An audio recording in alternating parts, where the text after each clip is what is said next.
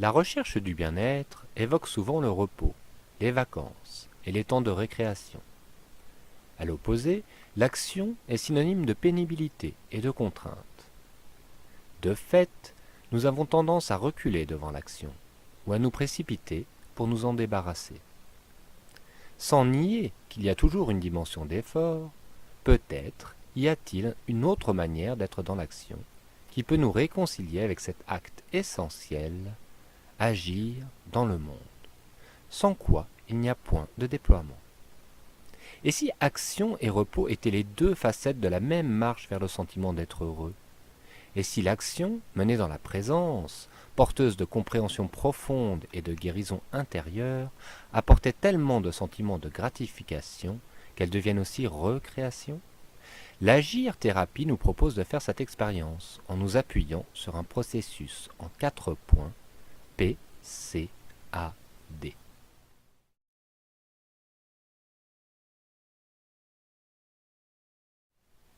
P.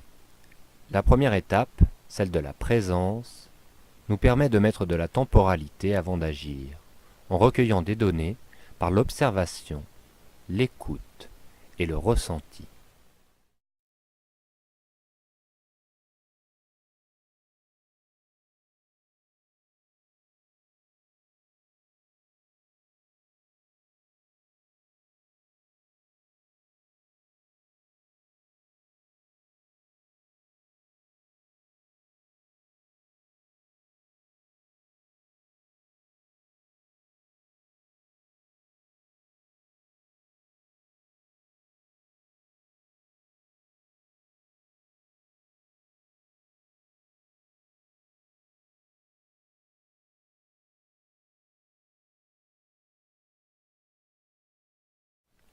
C.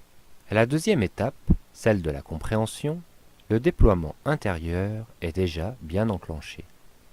Entrer dans une vision plus large et vivre en contact avec la profondeur donne un sentiment d'espace et de confort.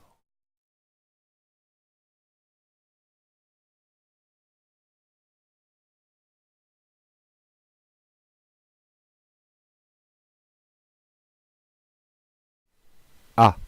Une décision menant à une action ajustée peut émerger d'une compréhension globale de la situation.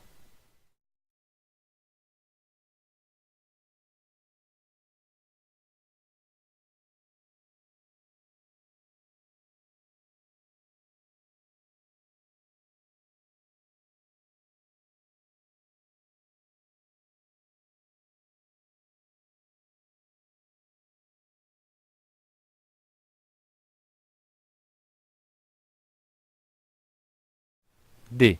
C'est l'étape du déploiement intérieur et extérieur si le résultat attendu est au rendez-vous. C'est aussi le temps de l'apprentissage de la fermeté et de la ténacité, donc de l'énergie masculine, si les résultats sont mitigés.